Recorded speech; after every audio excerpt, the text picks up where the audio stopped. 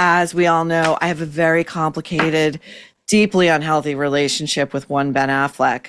Shame crush for the ages. You know, what can I say? Now, Mike Binder, who is a highly mediocre filmmaker and really thinks he's a real baller, you know, a real player in that town. He gave an interview over at Stephen Baldwin's podcast. Like, who even knew Stephen Baldwin had a podcast? Anyway, these two are talking about whatever. And Mike, part of Mike Binder's problem, and this is why he's such a mediocre filmmaker who's stalled out. He doesn't know how to tell a story. He doesn't know how to have a beginning, a middle, an end, and some conflict, and wrap it up tightly, okay?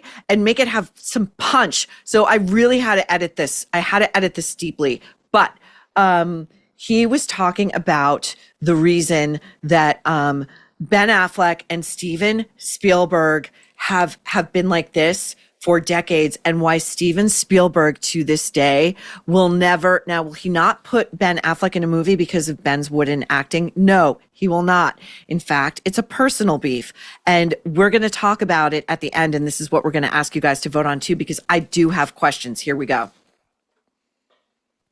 And then Ben Affleck comes to my editing room and watches Upside of Anger. Says, I want to do your next movie.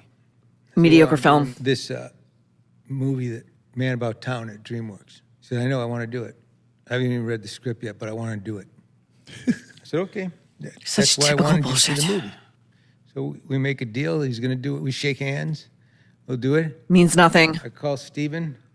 Steven says no. Can't do it with him. We just bombed with a movie with him. He's got that whole J-Lo thing going on now, and I have other problems with him. So, and it's a good story too, because it's amazing. I love both these guys, and they're both smarter than me. But get to it, Mike. Jesus. Idiots, and so did I. So Steven says, Mike, let me tell you something. One time, he was going with my goddaughter, Gwyneth. And we all went on a trip to Spain, I believe it was. And my son was a little boy, was playing in the pool, and he got out of the pool, and Ben came in fully dressed, and my son pushed Ben into the pool. And Ben got really mad at him. And he came out of the pool, and he picked him up, and he threw him back into the pool and made my son cry. I said, okay. What does this have to do with anything? He goes, I just don't like to work with him. Plus his last two movies bombed. Plus his last two movies bombed. What a shiv. Okay, listen. I've seen varying takes on this little conflict, and I'm really curious. First of all, I think it really matters how old the kid was. I really do. And I don't necessarily think the kid was a little boy. And I'll tell you why. My theory of the case, as your prosecutor, Ben Affleck is like 6'4". He's a substantial guy. I don't think a small child would really be able to come at a Ben Affleck with the level of force that would be able to just throw a guy that big in a pool fully clothed. So what's the age? What are we talking about? And I'm going to tell you something else. Spielberg's reaction that he made my kid cry, instead of saying like, hey, my kid was totally in the wrong. What are you doing having a kid who's throwing your fully dressed guests into swimming pools? Like, that's a parenting fail. You should have been maybe mad at the kid, not Affleck. I don't think Affleck responded well at all. Like, I think he should have just taken it, But like, I think this is on face value, it seems like it's one way, right? Like the adult is definitely in the wrong. But then I think when you dig a little bit deeper, as we love to do here at The Nerve, the cultural archaeologists that we are, I think it might be a little bit more complicated than that.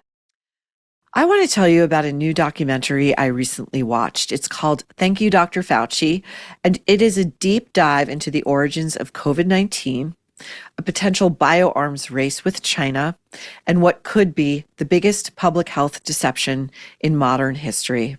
Award-winning filmmaker Jenna Furst pores over documents and grills scientists, intelligence experts, and whistleblowers. This is not a left-wing film or a right-wing film. This is a film about accountability. It is a compelling investigative work, urgent, unsettling, eye-opening, and it is now streaming on Angel Studios. It's a must-watch. If you have ever wondered what really goes on behind closed doors, you will not want to miss this film, which uncovers the layers of institutional secrecy and the courage that it takes to challenge them. Angel Studios is the only platform bold enough to release this film, thanks to Guild members who vote on real stories. So it is available on Angel. Go over there to watch, to question, and to share. If you are ready to demand transparency, join the Angel Guild at angel.com/nerve. Become a member, stream Thank You, Dr. Fauci, and become part of the conversation demanding truth and accountability.